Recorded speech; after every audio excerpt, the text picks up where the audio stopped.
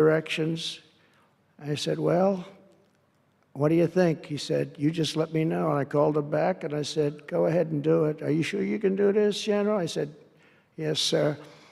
And he did it actually in 3 weeks. It was over 100% of people that are really hurting the Middle East, hurting the world. And it was done. And we have, I'm telling you, we have the greatest military in the world, but you have to use the right people. But there's nothing like what they were able to do in that case and in other cases wherever I gave them something. It was done incredibly well and you know many of the instances because it's been well reported. But we've also required, and so we have a country that's a great country. It's a strong country, but it's a country that's just now gaining its respect back to the levels that it should have never lost. We were being laughed at by the entire world, but we're not being laughed at anymore.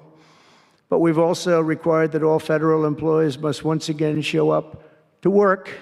It's a new phenomenon, you know, since COVID. Show up to work in person like the rest of us. So, I mean, it doesn't work when you don't show up. And I see companies now are all going back to it. They're all going back. It's great. I watch some of the big business leaders saying, we absolutely are going back. You can't work at home. They're not working. They're playing tennis, they're playing golf, or they have other jobs. But they're not working, or they're certainly not working hard. You could never build a company or a country with that. So we have a very strong policy, and if they don't show up to work, they get fired. And we're trying to make our government smaller but much stronger. And we have tremendous bureaucracy, but it's happening. A lot of people are leaving, and in some cases leaving with pretty good offers. You know, you're paid 7 or 8 months and go out, find a job. But some of these people had jobs. They were actually working for us, but they also had other jobs. And those people, in theory, they have problems. I don't know if we're going to do anything about that. So we have other things to do, but they were working other jobs instead of working for us. So they were staying home working, but they were working other jobs, getting paid a lot of money, perhaps. We offered deferred resignation buyouts to all federal workers, resulting in more than 75,000 bureaucrats voluntarily surrendering their taxpayer-funded jobs. A lot of them are leaving because they don't want to be caught having the second job. Some are leaving because they didn't want to be in government any longer. And some are leaving because they didn't want to show up to work. They wanted to work outside of an office. And that's never going to work for anybody, including companies. Companies ought to get smart. You watch these companies where they do that. They start going bad. Nobody knows what's wrong with this company. Well, try getting the people back into the office where they can be cohesive and together. In less than a single month, the Department of Government Efficiency has already saved over this is just a short period of time, $55 billion. And we're just getting started. That's nothing compared to the numbers that you're talking about, right? We're ending trillions of dollars in waste, and it'll mean much lower inflation, lower interest rates, lower payments on mortgages, credit cards, car loans, and much higher stock markets. I think the stock market's going to be great. In other words, we will rapidly grow our economy by dramatically shrinking the federal government, and we have to do it. I'm also taking fast action to end the radical left's nation-wrecking crusade against oil and natural gas. Over the past 4 years, the Biden administration cut the number of new oil leases and gas leases by 95%. They slowed new pipeline. I mean, look at Dakota Access, they wanted that one knocked out. The Keystone Pipeline, they wanted that one knocked out. They ended the Keystone. We got the Dakota Access done, but it wasn't easy after they tried to stop it. They slowed new oil and gas pipeline construction to virtually a halt. They shut down 38% of active oil and gas rigs in the United States, but they love the wind turbines. They go round and round and round, and if the wind doesn't blow, they got problems. They kill all the birds, they ruin the sight lines, they ruin the plains and the beautiful areas of our country, including the oceans, the lakes. They closed more than 50 power plants, all causing energy prices to skyrocket. You saw that happen. That's what caused inflation, pretty easy. These policies were so destructive that despite draining nearly 40% of U.S. strategic petroleum reserve meant for emergencies, it was meant for emergencies. It wasn't meant for getting a price of gasoline down so that you can win an election. It didn't work for winning the election. Actually, there's so many people that are driving that it's a very small number, just had a very small effect, but in the meantime, it takes it down. Now it's at the, we'll fill it up fast, but it's at the lowest level. When we made the transition, it was at the lowest level in history, ever recorded. It's the lowest level. Nobody's ever seen it that way. They put it all out because they thought they could keep gasoline prices down a little bit, just go past the election, and after that, they didn't care. And it didn't work because they didn't get elected. I got elected. But the price of gasoline still rose over 35%, and in some cases, at some periods, it was 100% and 125% during certain periods of time. Under the Trump administration, we have implemented a very different plan. You probably heard of it. It's called Drill, Baby, Drill. And we're doing it. The world runs on low-cost energy, and energy-producing nations like us have nothing to apologize for. We have more energy than any other nation in the world, and we're going to use it. And we're going to use it on AI plants. I was telling some of the people that came in that, they're very interested. Everybody's talking about AI. I hope you're right. I don't know. Who knows? But Elon, are they right? Are they right in going all? They are all in for AI. But the problem is, to do it, just in our country, you need twice the electricity just to open up and be the top of AI. You need twice the electricity that we have right now in the entire country. If you take all of the electricity, you need more than twice. You need double what we have right now just to fuel this new industry that's growing. I was amazed when I heard that number. And they all said, how can we do this? Because, in China and various other places, you can probably get it with the shake of a hand.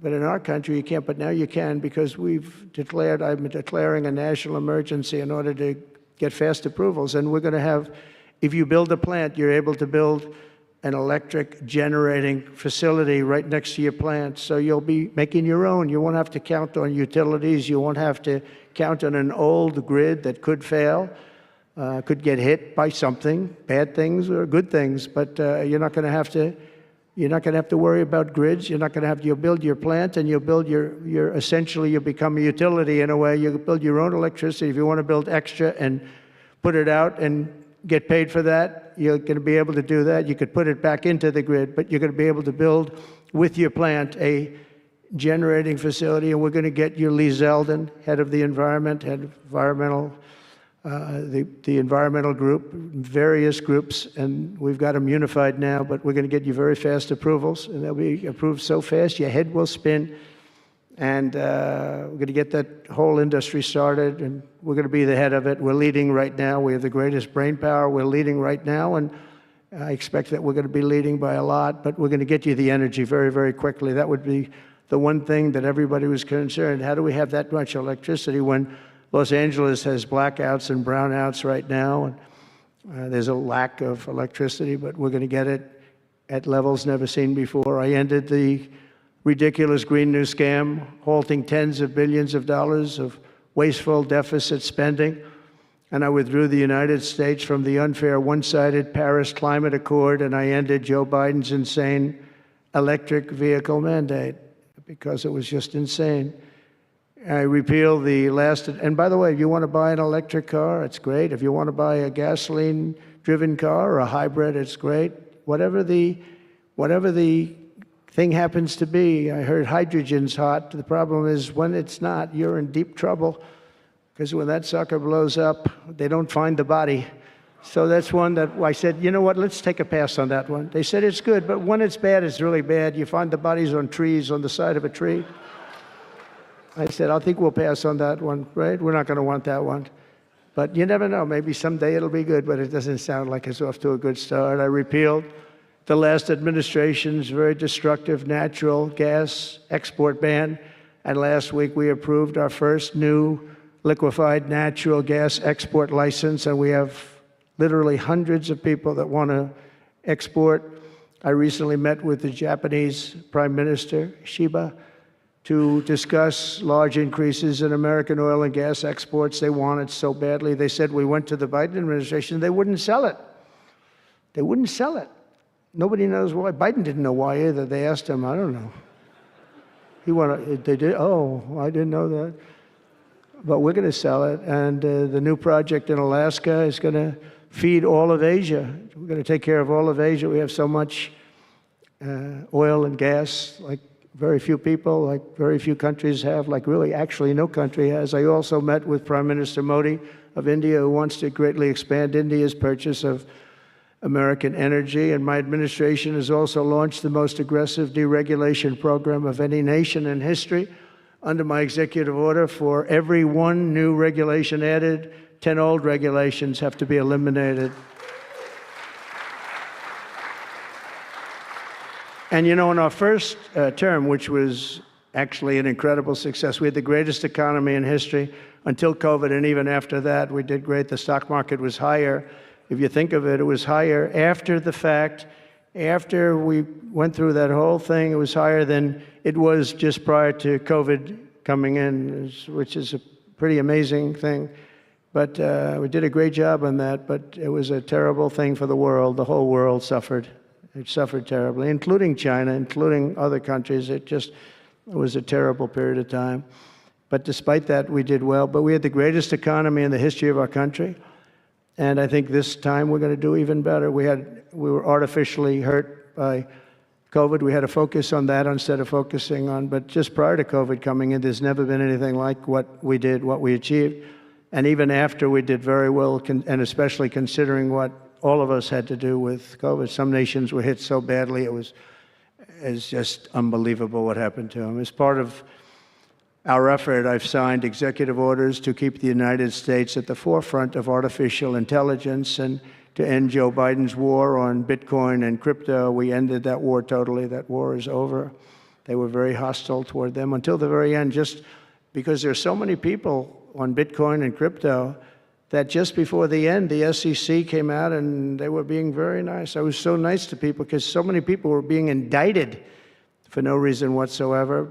Very political group of people. That's all they did was they liked indicting people, but they were being indicted, and many of those indictments were dropped just before the election because they said, wait a minute, there's 100 million, 125 million people using this, and they didn't want to have, you know, all these people being voted against. But by the time they did that, it was too late. We had that vote entirely, I think. I think anybody smart that believed in that, and there were a lot of people believing it, anybody that was smart voted for Trump. And they pulled the indictments, and I see people that were indicted. I said, I saved your life. I saved your life. Because if they thought that, they actually thought that I was doing it, they said, why is Trump doing it? Is he doing it for political reasons? I don't do anything for political reasons. I do what's right. I want to be in the forefront of every industry. So I'll be working with the Republican Congress to pass the largest tax cuts in American history. And that includes, obviously, we have to extend the Trump tax cuts, which were, until now, the largest. We're going to dramatically cut taxes for families and for workers and for companies, including no tax on tips and hopefully no tax on Social Security and no tax on overtime. And that overtime one is a sleeper because I think a lot of people are going to be spurred on to do a lot of extra work. When they hear that, it's a lot of companies really like it and a lot of people really like it. The new Trump tax cuts will also include 100% expensing for new factory construction in the United States and anything else that you're going to buy with capital. If you buy something that is going to be good for our country, we're going to let you expense it, 1 year expense. And I did that the first time, and everybody was saying, can you go back to that? Now you still get, I guess, 40% or whatever, but it, you know, pares down. But we're going to bring that right up to the top level. I think that had a lot to do with the success that I had during my first term. And we'll substantially cut taxes for all domestic producers of oil and gas and just about everything else that they produce. In my first term, I brought the business tax down from around 40% to 21%, which everybody said was an impossible thing to do. I cut it from 40. It actually was state and city was much higher than 40, but I got it down to 21%, and now I'm bringing it down to a goal of 15%, but only if you make your product in America. In other words, you're going to be at 21%, But if you make your product in America, you're going to go from 21 to 15. If you don't, you're going to pay 21%, which is still lower than anything. So guys like Elon are going to come and make his great cars in the United States. There are a lot of people will. A lot of people are calling. A lot of car companies are calling. They called me, three of the majors. They called and they said, we're looking all over the place. We want to be there. I'm going to be announcing tariffs on cars and semiconductors and chips and pharmaceuticals, drugs and pharmaceuticals and lumber probably and some other things over the next month or sooner. And it's going to have a big impact on America. We're bringing our businesses back. If they don't make their product in America, then they have to pay a tariff. But if they do make their product in America, they don't have to pay any tariff, which will it's all going to bring trillions of dollars into our treasury, or it's going to mean that there won't be any taxes because we want to have a fair base. If they don't have it, we don't have it. If they don't pay, if they don't charge us, we don't charge them. It's pretty simple. The Republican Party is once again the party of common sense. We're a party of common sense. We want strong borders. We don't want men playing in women's sports. We don't want to have transgender for everybody.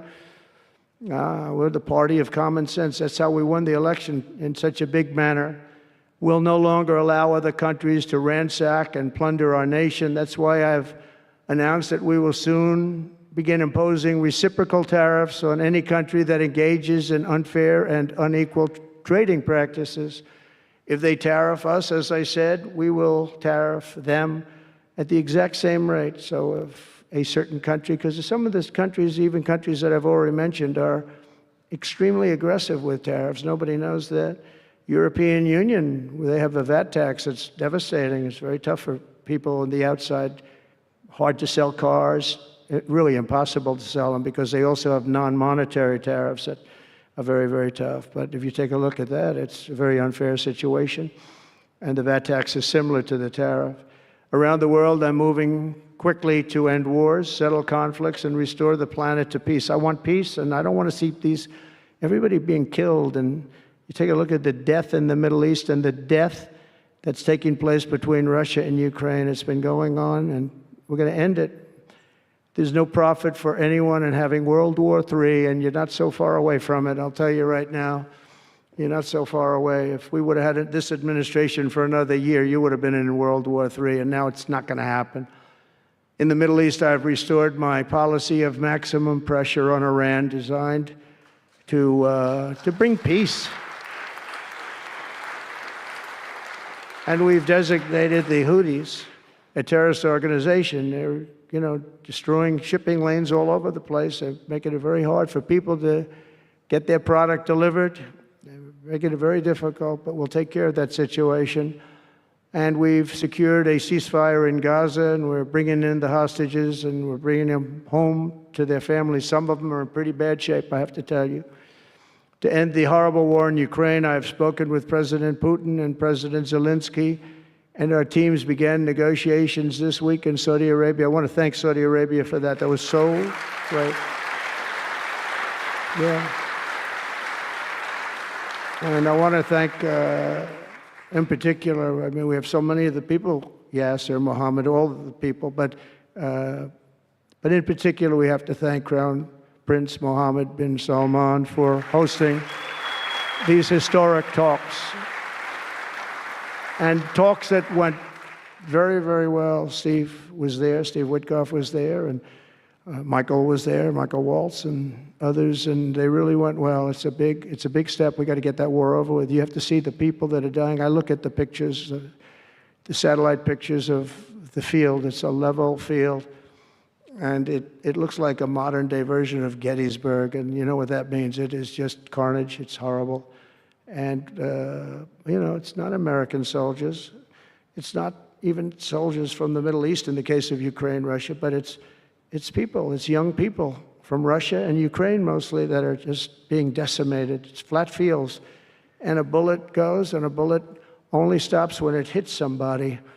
And the level of people being killed in that battle, soldiers, young soldiers, in some cases old soldiers, because they're running out of people. They're running out of soldiers, one case. But think of it, a modestly successful comedian President Zelensky talked the United States of America into spending $350 billion to go into a war that basically couldn't be won, that never had to start and never would have started if I was president, not even a chance. And it didn't start for 4 years, never would have started. But a war that he, without the U.S. and Trump, will never be able to settle. They'll never settle that war without our involvement. That's why they did such a great job this weekend. That's why Saudi Arabia did such a great job this weekend in hosting. The United States has spent $200 billion more than Europe, and Europe's money is guaranteed. They get their money back. It's a form of a loan. Nobody knows that. I know that. I said, why isn't somebody saying, we do it the same way? And we spent much more money. We have to equalize. But while the United States gets nothing back, so they get their money back. It's a loan. We just give our money. And we had a deal based on rare earth and things, but they broke that deal.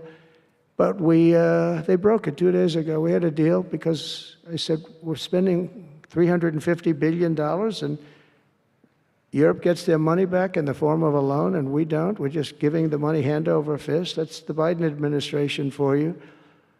But they're no longer dealing with the same United States as they were dealing with a few months ago. Why didn't crooked Joe Biden demand equalization, in that this war is far more important to Europe than it is to us, and that there's a very big, beautiful ocean, a separation?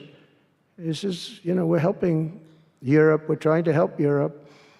On top of this, Zelensky admits that half of the money that we sent them is missing. They don't know where the money is. He said, well, we don't know where half of it is. That's great, wonderful. He refuses to have elections. It's low in the real Ukrainian polls. I mean, how can you be high with every city is being demolished? It's hard to be high. Somebody said, oh, no, his polls are good. Give me a break. Every city is being demolished.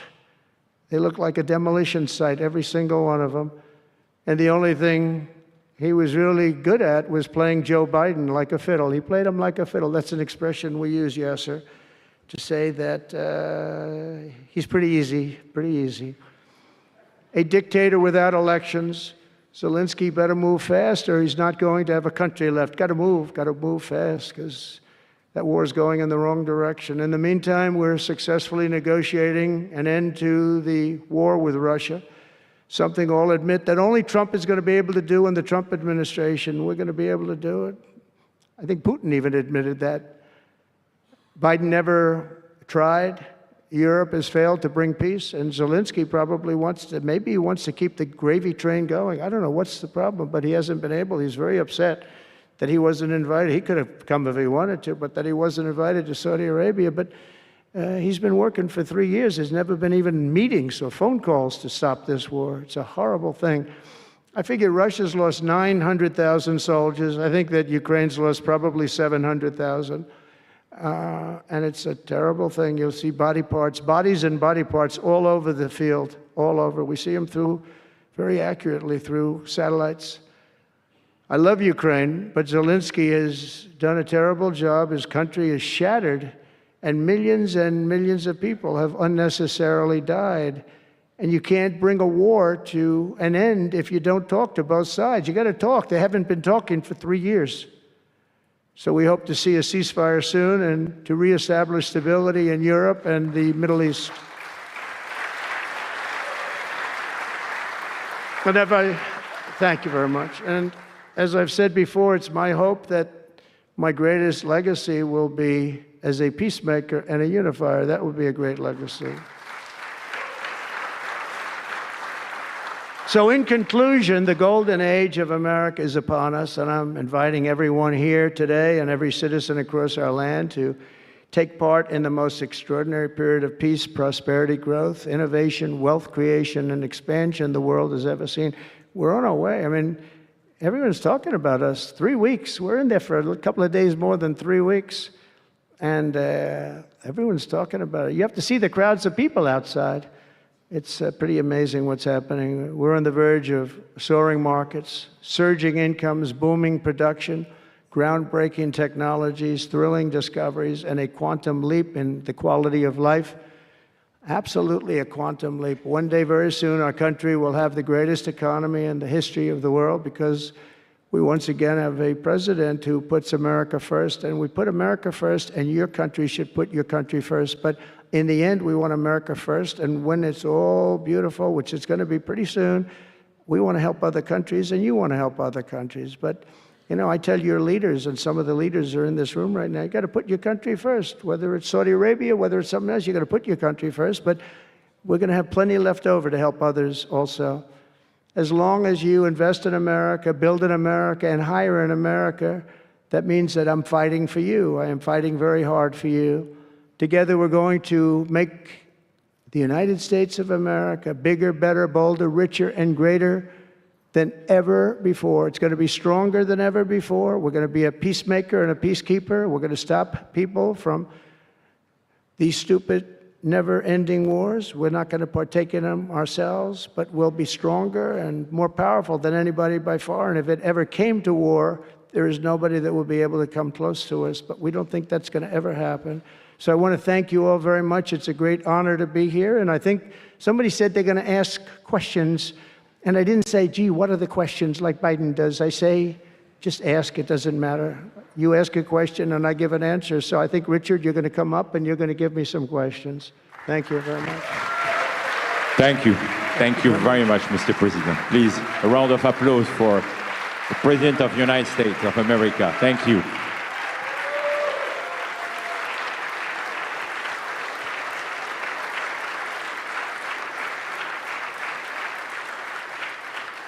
Mr. President, thank you for accepting to take a few questions. 20 years ago, I don't know if you will remember, we were under the same roof in Orlando, and you were delivering an amazing speech in front of 3,000 sales reps, giving them the best advice to be successful. So what is the best piece of advice that you have ever received? Well, I think it was watching my father. You know, my father was a very hard worker, and he just worked hard. And he was very smart. He had good genetics. His brother was the longest-serving professor in the history of MIT, Dr. John Trump. And my father was every bit as smart. But my father had to work. He was older, and he put his brother through school. In fact, he once said, boy, I put him through so much school. He had 3 different degrees. And they asked him to stay on at MIT. But my father was the same ilk. And I noticed that my father was a happy man. And what he did is he worked. He just worked all the time. He worked. And he loved it. And really, I think the best piece of advice I got from that is you have to love what you do. And if you love what you do, you're going to have a happy life. If you don't, I mean, I see so many people, they're in businesses that they don't want to be in. They're in businesses that, you know, they're bored in or they're not good at. They don't have a natural ability at it. There is such a thing as natural ability, whether it's sports or acting or anything else. I mean, some people have an ability for something. Try and find that ability, but you have to love what you do. If you love what you do, you're going to be, at least you have a good chance of being successful. Mr. President, it's almost time for an early dinner. So if you are throwing a dinner party and you can invite 3 fascinating guests, living or dead, who would you bring? Well, they're all sitting right in the front row. Yasser, are you ready? Mohammed, are you ready? Steve Witkoff, and we have the most important person, at least until the World Cup is over, is here. Johnny, stand up. He gave the United States the World Cup. Johnny, thank you very much. I didn't know you were here. That's very good. He's the king of soccer. That's not bad. And you've done a fantastic job. You know, but it's very interesting. When I was president, I got the World Cup. And I got all of the, you know, we have this 250 anniversary, so that fell in this administration. That's a big deal, 250 years. But we have all of these things happening, and I also got the Olympics. And I was called by the mayor of Los Angeles, sir, would you call up the Olympic Committee, because it was at that time President Obama will not take their phone call, and we're going to get the Olympics in Los Angeles. And by the way, they've recommitted to Los Angeles at a level that, you know, I was very worried about that. And they've, the opposite, you know, somebody could have said, well, we're going to do it someplace else, until they have actually recommitted. They're going to make it bigger and better than ever. So I want to let you know that. But I had the Olympics. So I got the Olympics, I got the World Cup, and I said, and the 250, but that one I didn't get. But it was there. It was in this term. and I ran an election, and we did fantastic in 2016. We did much better, millions and millions, tens of millions, but millions and millions of votes better. And bad things happened, and I didn't get that one. And I said, you know, when I originally signed the Olympics, I said, I won't be able to even be president. And I got the Olympics, because if I didn't, when I spoke with the people, the organizing committee and the people in different parts of the world, they asked me to do it because the president wouldn't do it. I was president-elect, and I gave them a talk. I couldn't get them off the phone. They were starving for love. And the bottom line, they gave us the Olympics. And I said, you know, isn't it sad I won't be president? Then we had the election result, and now I'm president for the Olympics and for the World Cup. So I'm very happy about that, Johnny. Thank you very much. Thank you. I'll be there. I promise I'll be there. And by the way, Mr. President, backstage you have a gift from Gianni. He gave us the first ball with your name, which will be played for the World Cup. That's great. In America. It's going to be great. Thank you, Johnny, very much. I doubt that any day you will take a sabbatical year, but if you could take a sabbatical year, Mr. President, what unconventional thing would you do? What was the word? Sabbatical. You don't work for 1 year. I thought you said Sabbath. It's a big difference. It's almost the opposite when you think about it, right? I think what I do is, look, what I'm doing now is the most exciting job in the world. It's a hard job, not an easy job. It's a nasty job. It could be a lot easier with, you know, I think that the news media has to straighten themselves out, because people are getting it. You know, they're losing tremendous popularity, and they've lost their prestige, and they've lost their credibility. And I think it's a very important thing, the news media, but I think they have to straighten themselves out, because the people are going around them now. They have so many different things with, like Elon with X, which was a big thing, and we have Truth, which has been fantastic, and we have so many other things that you don't really need traditional. But I will tell you that there is just nothing I could do to enjoy my life, whether it's that or anything else that you'd ask, because this is the ultimate. I mean, I had to make a big decision, and it was a very risky decision, because if I would have lost, my life would have been a much different life. It would have been a very nasty life. They were going after me at levels that nobody's ever seen before. Not Andrew Jackson, not Abraham Lincoln. You know, the historians say that the president that was treated the worst by far by the media and overall was Andrew Jackson. In fact, his wife died of heartbreak. They were treated really rough. And Abraham Lincoln was second, but he had a civil war. You know, you can understand that. But nobody was treated like me, nobody. And I will tell you, you learn a lot about yourself. But there's nothing I'd rather do. I had to make a decision, do I do this? Because if I lost, it would have been very, very bad. It was dangerous, actually, very dangerous in so many different ways. And I decided to do it. And I said, I have to win, because if I don't, when I spoke to a friend of mine the other night, he said, you know, if you lost, it would have been it was actually Sean Hannity just before we did the interview last night. He said, boy, if you would have lost, you would have had a tough life. You would have had a very tough life. So there was a certain amount of courage involved in this decision to run. And it's a great honor to win by this much, to win all 7 swing states, the popular vote. Popular vote doesn't get won that much by Republicans for whatever reason. I think that's changing, because, again, we're the party of common sense, and they're the party of some real bad things. And I think they'll change. I think they have to change. It would be wonderful. I'm going to be having lunch with some of the Democrats next week, and it would be wonderful if we could work together. I think working together would be great. But they have to change. You can't get elected on the programs that they want, and that's really what America wants to see. So there's nothing I'd rather do than what I'm doing right now. When we started this conference, Mr. President, Yasser and I, His Royal Highness the Crown Prince told us, I want that to be the place where people will come to understand where to invest in terms of geographies and sector. So what is the best investment you have made in your personal growth, Mr. President? Well, I was involved in real estate from, most of my life, and it was, guys like Witkoff will tell you I was really good at it, and I was successful at it, very successful at it.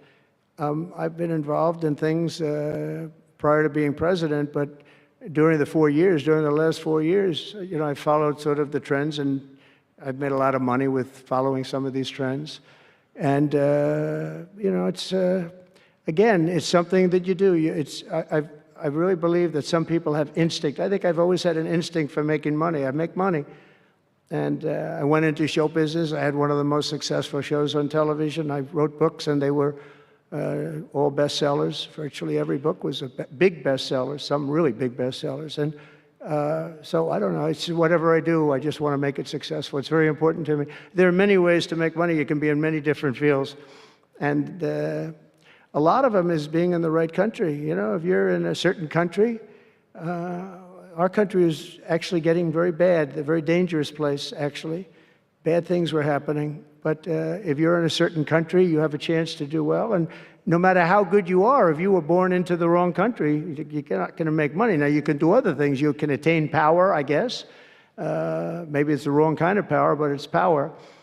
But being in the right country, where you have the right incentives and, you know, entrepreneurship, et cetera, and America has always been sort of at the top, or one of the top, but always pretty much at the top. But it was losing that position, and I think losing it rapidly. This last administration, look, I don't want to be, I wish I could say, I wouldn't have run.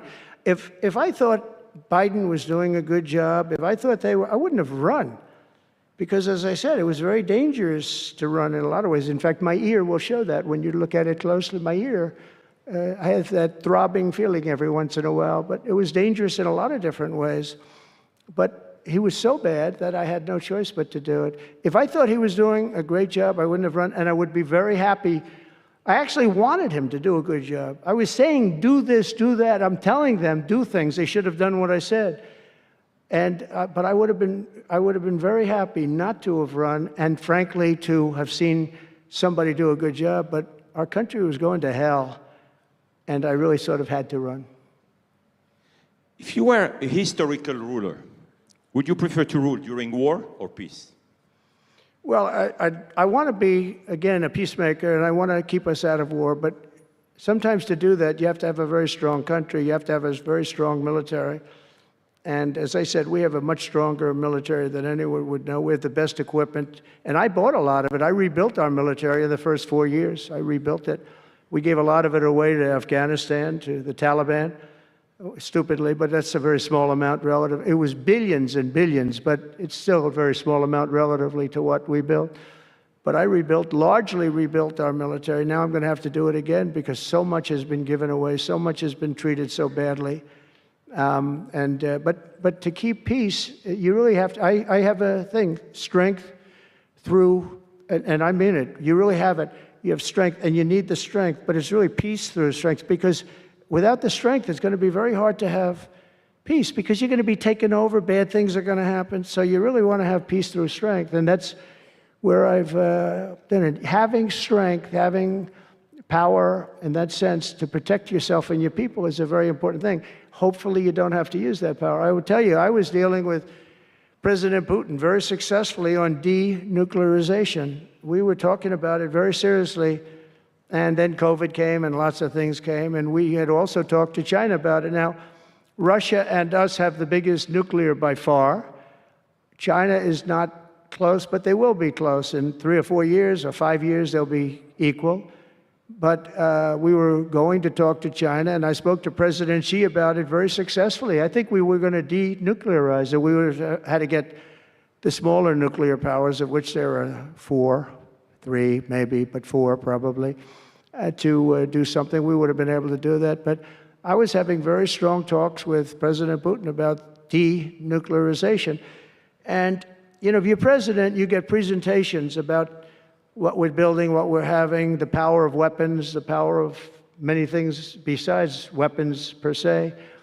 What I saw, the power of nuclear weapons, and we can never let that happen. If that happens, the ball game will be, the world will be destroyed. The power is so enormous. You look at Hiroshima, you look at Nagasaki, multiply that times 500 times, and the world would be destroyed. So you want somebody as your president, or you want somebody as your leader that understands that. We just can't let that happen. We can't let other countries get nuclear weapons. Not only Iran. Iran is a good example, and maybe the one that people think about. but we can't let that happen. The power of weaponry today is so enormous that the world would disintegrate, so we can't let it happen. Mr. President, if you had to describe United States of America in just 3 words, what would they be? In 3 words? 3 words. Love, respect, and strength. That's a tough question. That might be my best answer, Yasser. That reminds me of high school, that one, but that may have been the toughest question, actually. Do you think Joe Biden could have done that? I don't think so. I don't think so. We're almost at the end, Mr. President, but talking about United States of America, what is one cultural habit in the US business that the rest of the world could learn from? What is the best practice that Well, I think we love our families, but I think a lot of the world loves their families. You know, I was speaking to the head of Mexico because I complain constantly about people pouring in. Now our border is the strongest border we've ever had. We've gone from the worst border ever in history to the strongest border. But I was speaking to the president of Mexico, a very wonderful woman, actually, and I said, we were talking about drugs. You can't let people come through your country and come into the country. You know, I was not that nice, but they understood what I was saying. And she said something that really got me. I said, you're not a big drug-taking nation? And she said, no, we are not a consumer.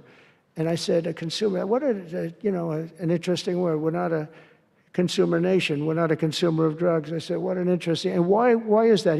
She said, well, we have very strong family values. I said, but we do too. We do too. We have very strong. Our families are devastated by what's happening with fentanyl, and China will not be doing. We're going to make a deal with China. They were not letting that happen anymore. And I had a deal, by the way, before I left. I had a deal with President Xi where they were going to give the maximum penalty to anybody making fentanyl and sending it into the United States. And their maximum penalty is the death penalty, and it would have stopped. But when the election turned out to be a rigged election, but that's okay. When an election turned out to be, it was an election that shouldn't have happened. All the things that happened. I'll give you an example. We wouldn't have had October 7th, Israel attack. We wouldn't have had Ukraine and Russia fighting. We wouldn't have had inflation. We wouldn't have had all of these things that, happened. But in speaking with her, she said about family values, I said, well, you're not really saying anything there because we have great families too. We have great family values. She said, plus we advertise a lot. I said, ooh, you mean you advertise about how bad drugs are? Yes, we do. We spend a lot of money on advertising. And I said, unbelievable. That was such a great conversation because we're going to spend hundreds of millions of dollars advertising how bad drugs are so that kids don't use them, that they chew up your brain, they destroy your teeth, your skin, your everything. And I thanked her for that. I make so many calls and I never learn anything from anybody. I know everything and I never learn anything from anybody. And I spoke to this woman. As soon as she said it, she didn't have to say exactly what. I said, exactly, what a great idea. And I think we're going to have, and I saw pieces of it, we're going to go in with $100 million and then another $100 million initially.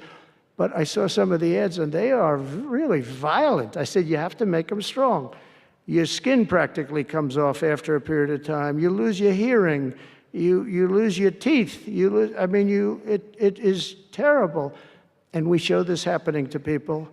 And I think we're going to, we did very well with, we had blue ribbon committees headed up by the First Lady of the United States and a lot of other people that, they have no idea the viciousness of these cartels and these people. And they're smarts. They're very smart, tough people. Making a fortune, by the way, an absolute fortune. But we got it down 18%, which was a record. But 18% is not great when you think about it. I think we could get it down 50 or 55 or maybe even 60% with advertising. So she really gave me something. I was going to call her and tell her that she did, but now I don't have to call her because she's going to be seeing this right now. So to the President of Mexico, thank you very much. I appreciate it. But we're going to do a great advertising campaign saying how bad it is, how drugs are so bad for you. My last question, Mr. President. You have mentioned briefly in your speech about the legacy. What would you like your legacy to be, if you can tell us more about it? that I came into a country that was great, but is in trouble. And I made America great again, and I got it out of trouble, and people respect America now, and we were a country of peace, and we brought peace to the rest of the world. Thank you. Thank you very much, Mr. President. Thank you very much, everybody. Thank you. Yes. But thank you, Richard, for the introduction, and thank you to all for such a warm welcome. It's great to be back in beautiful Miami, where I've actually built a lot of great buildings with the Desert family and some others. We've had tremendous success in Miami. We have Trump Towers and Sunny Isles Beach. It's 4 beautiful buildings right on the ocean. The Trump Grande, put the little E in the end for a little, class it up a little bit. Trump Grande, and the 700-acre Doral. It's a tremendous country club, and it's actually the most successful country club in the U.S., where I was just given approval to build 1,500 units, and I couldn't care less about building units. When you're president, who the hell wants to build units? I've been building units all my life. I don't want to build units, but they gave us permission to do it. But today is a tremendous honor. Become the first American president to address the Future Investment Initiative Institute. That's the first one. That's it's always nice. And I want to thank Mayor of Miami, Francis Suarez, for being here. Thank you very much, Francis, wherever you may be. Hi, Francis. And thank you for the endorsement when I ran. I was very appreciative. Along with the mayor of Miami Beach, Stephen Miner. Stephen, thank you very much. Thank you. Thank you. Thank you, Stephen. Thank you very much. And numerous American business leaders, some of the biggest business leaders actually anywhere in the world, and many distinguished guests from the Middle East, and in particular the Kingdom of Saudi Arabia, a special place with special leaders.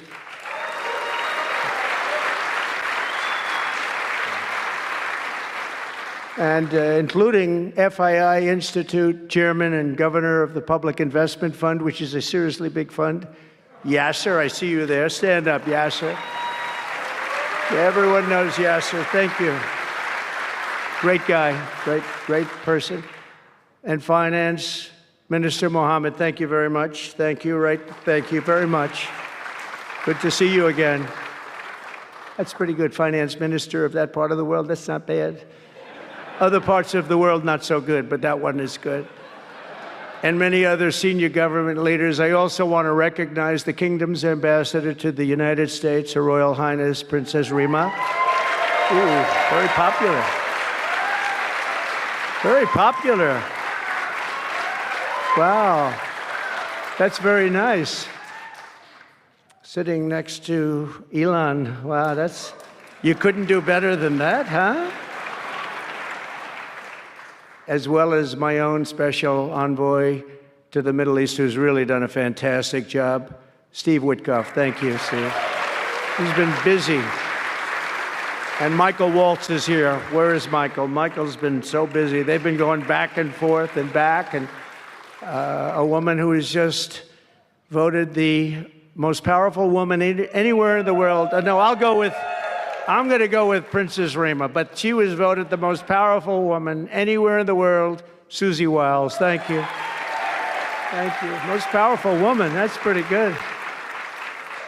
We have to talk to you about that, Susie. It's pretty good. And also, we all know Jared Kushner, a very special guy. Thank you, Jared. Thank you, Jared.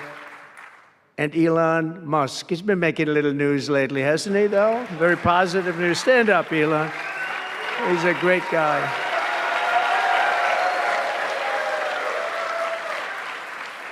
We did a little show last night. I heard they got very good ratings, too, by the way. We did. Hannity.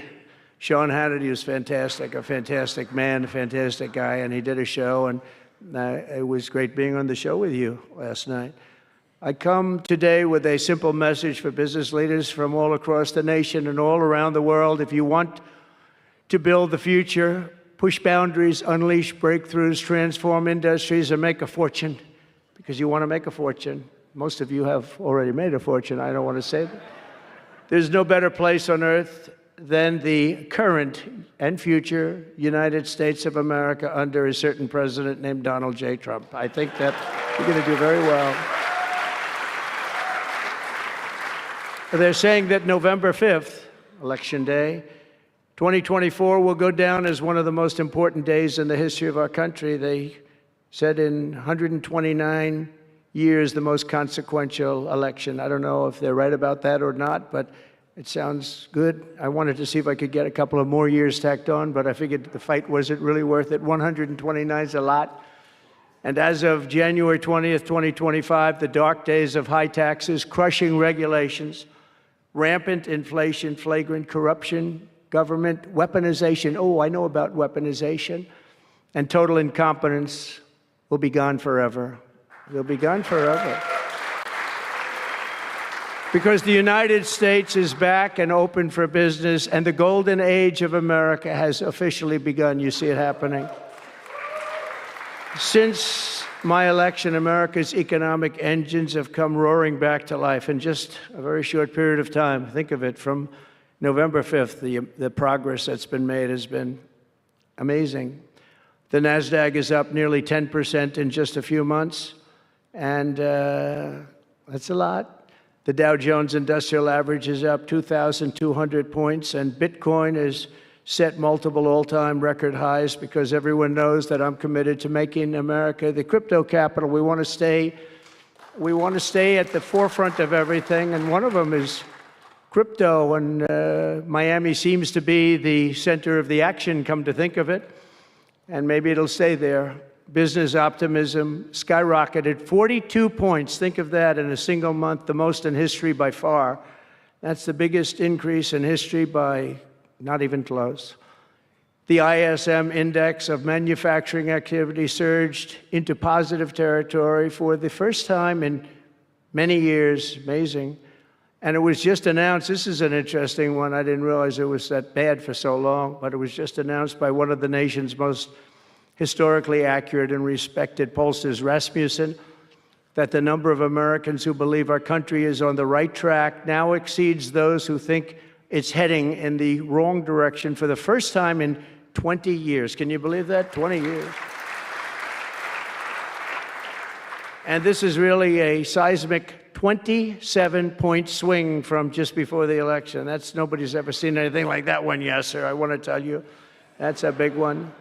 The best and most successful business leaders on earth are now racing to invest in the United States. Since November, DMAC has announced plans to invest $40 billion in the U.S., creating at least 10,000 jobs. SoftBank has announced investments of between $100 and $200 billion, creating at least 100,000 American jobs. Oracle and OpenAI and SoftBank are now collectively committing $500 billion to keep the United States on the cutting edge of artificial intelligence, and so many more. I mean, so many companies that want to come to the White House and have a little news conference all the time. I said, why don't you just announce it? But they want to come, and I'll do that. I don't mind doing that. I say anytime they want to go 10 billion or more, I'm there. 10 billion or more. But on his recent visit to the White House, the Prime Minister of Japan announced he anticipates Japanese investment in the United States of well over $1 trillion, and we're working on an Alaska pipeline already, which is the closest point to Asia. And as you know, the ANWR, which we've started, Ronald Reagan couldn't get it approved. Nobody could get it approved for so many years. Couldn't get it approved. I got it approved. Actually, I got it approved twice. I got it approved, and Biden ended it. That was a shocker, but we just got it approved again. And we're going to be, it's probably the largest deposit maybe anywhere in the world, just by itself. It's, they say, of similar size to Saudi Arabia, so we hope that's correct. But all of this is only happening because of the world-changing results of the 2024 election. We won the House. We won the Senate, the White House, and the Electoral College, and the popular vote in a landslide. We also won all 7 swing states, and all 50 states shifted in the Republican direction for the first time ever. So every state, every single state of the 50 states shifted Republican. It's never happened before. Either way, it's never happened. and 85% of counties voted for Trump. Think of that. So you have 2,600 counties versus 525. 2,600, think of that. That's why when you look at the election map after it was all done, the certified map, the whole thing was red. 2,600 versus 500. It's a big difference. Nobody's seen anything like it, actually. So as a result of this very historic victory, investors from all over the planet once again have confidence in America's future and respect for America's leaders. And it's about time we get a little respect. The last administration was the worst and most incompetent in the history of our country, but we are moving quickly to fix every single disaster Joe Biden created and make America stronger and more prosperous than ever before.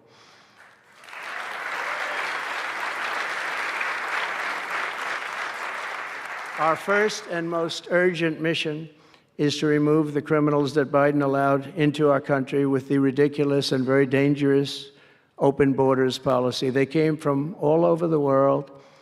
They came from prisons and jails. They came from mental institutions and insane asylums. They were gang members. They were drug lords. They came from all over, and they were allowed to come into our country.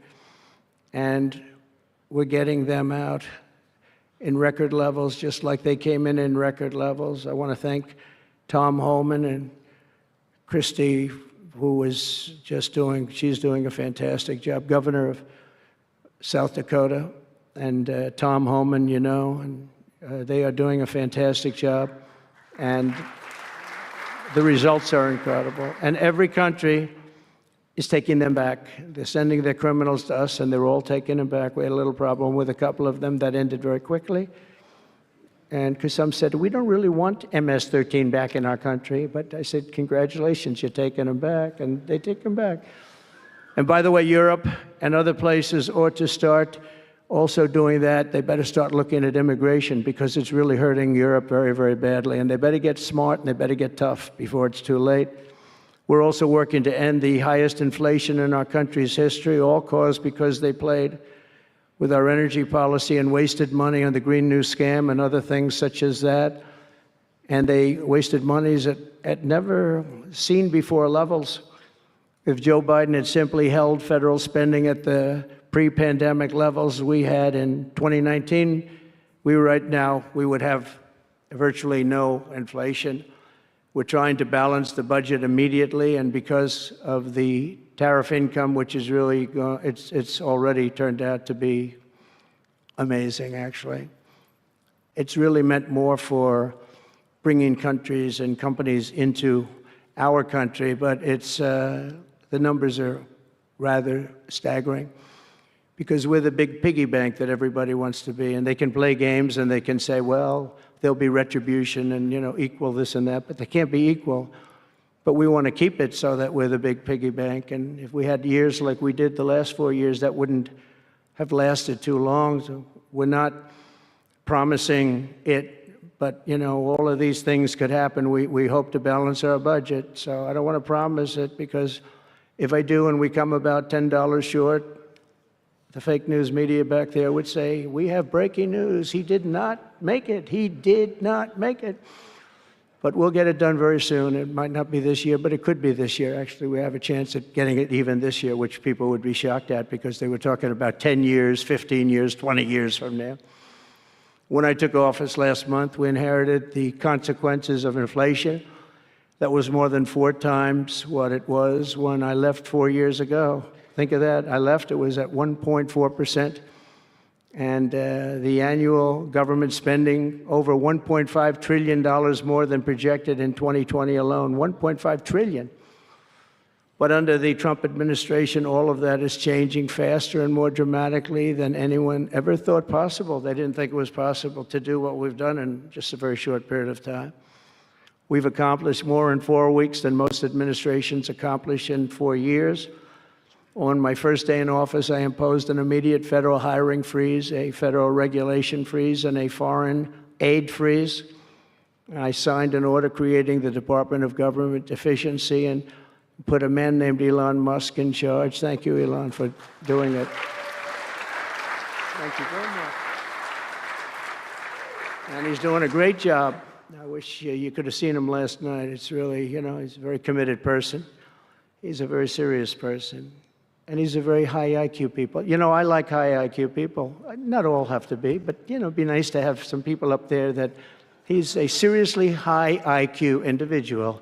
Now, he's got his faults also, I will tell you that. But not too many of them, which is now really waging war on government waste, fraud, and abuse. And they're curbing inflation and saving taxpayers billions and billions of dollars every single day. And there's even under consideration a new concept where we give 20% of the Doge savings to American citizens and 20% goes to paying down debt, because the numbers are incredible, Elon. So many billions of dollars, billions, hundreds of billions. And we're thinking about giving 20% back to the American citizens and 20% down to pay back debt and pay down debt, which is, if you look at value, if it were a real estate balance sheet, the debt is tiny, but we still want to pay it down. Doesn't matter. We don't look at it as a piece of real estate. It's America. We're going to get it down through intelligence, hard work, and, as Elon said, a word called caring. You have to care. By doing this, Americans will tell us where there's waste. They'll be reporting it themselves. They participate in the process of saving money. So many of the men and women in this room, as an example, they pay tremendous amounts of taxes. And here are just a few examples of where your money was going before I came along. These are just some of just taken at random. Oh, there are much worse examples than this. I was just looking at them before the speech, and I can tell you they were much worse. And there are some that are horrible, but I don't want to really say them because they're very, very embarrassing to people. Very, very embarrassing. And they're really something, but you'll be seeing it and you will be reading about it. But just some taken at random. $2 million for sex change operations in Guatemala, $20 million for Sesame Street performances in Iraq. $20 million, that's a lot of money. I know what it costs to do those things. You get a cast over for $50,000, give them a couple of bucks tip, and that's it. Not 20 million. 20 million, that's Gone with the Wind on steroids. $101 million for 29 diversity, equity, and inclusion contracts at the Department of Education. Wow. And we've canceled all of these, saved all of this money. And again, this is just a small sample. This could go on. I could read them all day. $520 million for a consultant. I want to know, who is that consultant? To do ESG, that's environmental, social, and governance investments in Africa. $25 million to promote biodiversity, conservation, and illicit livelihoods by developing socially responsible behavior in Colombia. $40 million to improve the social and economic inclusion of sedentary migrants. Nobody knows what that even means. None of this stuff, everyone's trying to figure out, what the hell does it all mean? $42 million for social and behavior changes in Uganda. 40 million's a lot of newspaper ads in Uganda. $70 million for research of evidence-based solutions for development challenges. $10 million for Mozambique medical male circumcision. What does that mean? $2.3 million for strengthening independent voices in Cambodia. $14 million for improving public procurement in Serbia. $486 million to the Consortium for Elections and Political Process Strengthening, including $22 million for inclusive, participatory political process in Moldova, and $21 million for voter turnout in India. What do we need to spend $21 million for voter turnout in India? Wow, $21 million. I guess they were trying to get somebody else elected. Wow, we ought to tell the Indian government, because when we hear that Russia spent about $2 in our country, it was a big deal, right? They took some internet ads for $2,000. This is a total breakthrough. $21 million for India. elections. $29 million to strengthen the political landscape in Bangladesh. $20 million for fiscal federalism and $19 million in addition to the $21 million for biodiversity conversion in Nepal. $1.5 million for voter confidence in Liberia. We need voter confidence too when you read this list. $14 million for social cohesion in Mali. $2.5 million for inclusive democracies in South Africa. $47 million for improving learning outcomes in Asia. Asia's doing very well. We don't need to give them money. And in another program, $50 million plus another $50 million for condoms for Hamas. Do you know about that? $100 million for condoms. Condoms. Does everybody know what a condom is? For Hamas, $100 million. And these are just some. I could read this list all day long. I just don't want to bore you. But these are just some, and not nearly as bad as others. And some are just, I just don't want to say them because they're too incendiary. We're also finding tremendous abuse, waste, and fraud in Social Security. Social Security is, what's happening there is going to be one of the great potential scandals in history. On the program, there are over 4.7 million Social Security numbers from people from 100 years old to 109. Think of that. Now, over 100, there aren't a lot of people that make it. Hopefully, most of the people in this room will make it, but historically, you don't have thousands and thousands of people. But listen to this, 3.6 million people are on Social Security rolls from the age of 110 years old to 119. Do you think there are really that many? Those people are seriously old. But it gets worse. 3.47 million people are on Social Security from the age of 120 years old to 129 years old. 3.9 million people are on the age of Social Security from 130 years old to 139 years old. Now, the all-time record, I heard, is a woman who was 127 years old. That's the record. A woman from a certain country where they have actually people that live pretty long, actually. And she was 127 years old. That's pretty old. But we're topping her by millions of people. 3.5 million people from the age 140 to 149 years old. 1.3 million people are on Social Security from the age 150 to 159. And over 130,000 people are on Social Security over the age of 160 years old, okay? Including 1,039 people, think of it, over 1,000 people between the ages of 220 to 229. And one person between the age of 240 years old to 249. And the record topper, there is one person on Social Security who's 360 years old, which is approximately 110 years older than our country.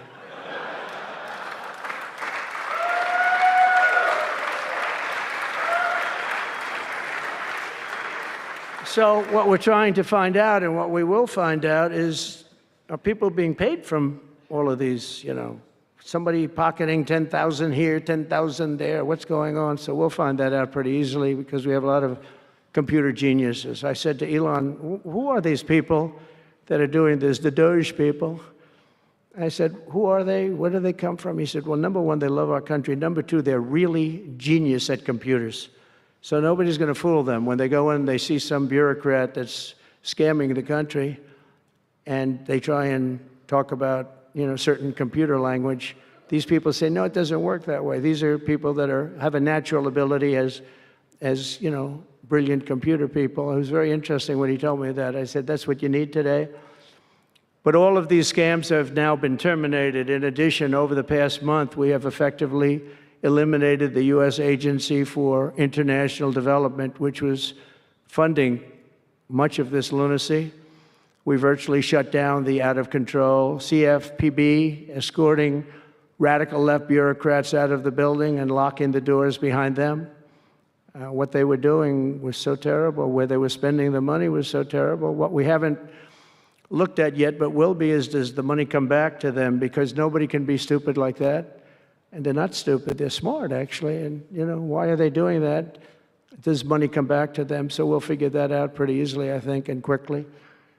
But I've ended all of the so-called diversity, equity, and inclusion programs across the entire federal government and private sector, and notified every single government DEI officer that their jobs have been deleted. They're all deleted. And it's interesting, even these companies that have tremendous amounts of money, a number of them just announced, Walmart, if you can believe it, they just announced that they're stopping. And, these companies are writing off like $220 million. How can you spend that much money no matter what you're doing? If you're teaching something, you're going to have an instructor, you're going to talk, you're going to give them a book. Please read the book. Then you find they spent $225 million on that. What's going on?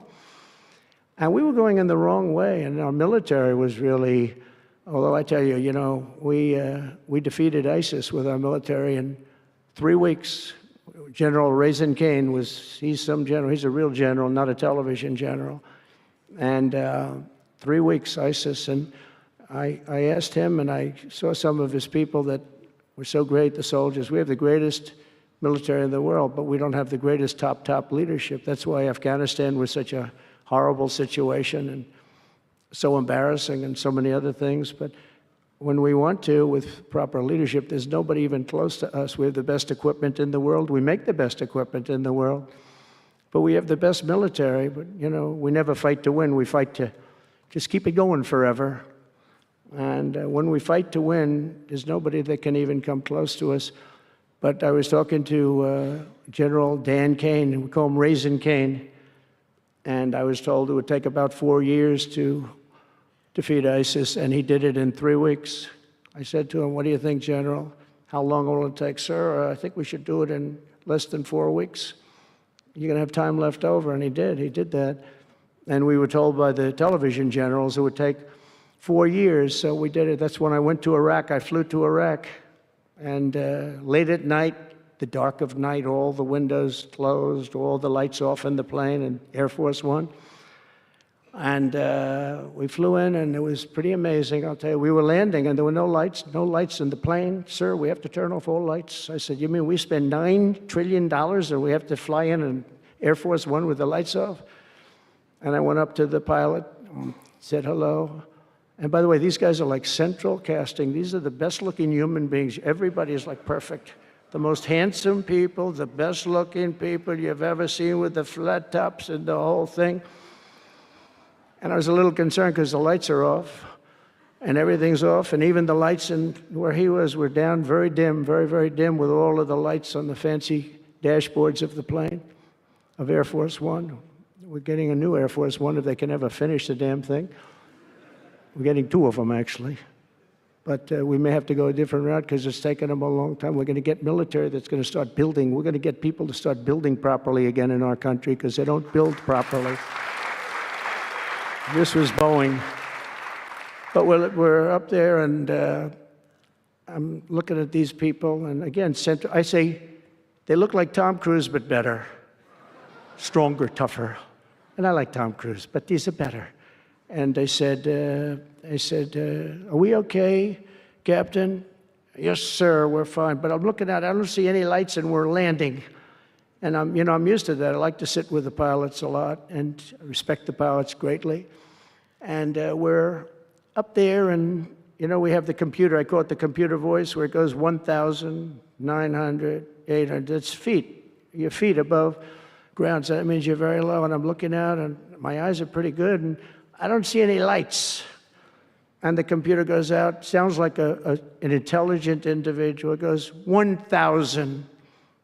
We're 1,000 feet up. It's a 10-story building. There's a big plane. And then it goes 900, 800, 700. I said, Captain, Captain, we don't see any lights. Is everything? Yes, sir, everything's fine, sir. We'll be landing in 3 minutes. And then it goes like 600, 500. Captain, are we okay? And then he goes 400, 300, 200, and I'm saying, man, there's nothing out there. And then he goes, boom, perfect landing right on this thing. There are no lights on the runway. There's no, I don't know how the hell they do it, but I'm sure as hell glad we had somebody that knows how to fly. But they didn't want to have any lights because they didn't want the enemy. After spending, you know, years and trillions of dollars, we have to land with Air Force One with no lights on the runway. But they were incredible people. And then I got out of the plane and I actually asked my people, you know, I said, excuse me, I was very brave sitting in that cockpit. Am I allowed to give myself the Congressional Medal of Honor? And they said, I don't think so, sir. I said, well, I felt I was extremely brave. But now here's the problem with saying a story like that when you kid. The press will say, President Donald Trump wanted to give himself the Congressional Medal of Honor. Headlines, you know, headlines all over, the fake news. We call it the fake news, but we're all wise to them. But it was something, and then I went down, and it was the same thing. I'm standing on the top, and I look down, and there's these handsome people. Everybody's like from a movie set, good-looking guys. I get down the stairs, and what's your name? My name is Kane, sir.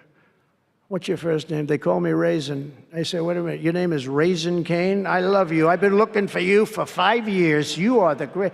This is what I want. And there was a general next to him. There was a colonel. There was a drill sergeant, a master sergeant. They were all like people. I could make a movie right now. I'd have the best-looking people ever. And they were great. And then I went in and, sir, would you like to rest before the bed? No, I don't want to rest. I don't want to rest. I've been resting on the plane, other than the last few moments, which were quite harrowing. And I said, I don't want to rest. He was thinking about Biden in advance, you know? Biden would have gone there, he would have rested for days. And then they wouldn't have had a meeting. He'd just go home. No, I said, I don't want to rest. I don't want to rest at all. I want to go. So we went into this like bunker, and we had a lot of very good, talented people.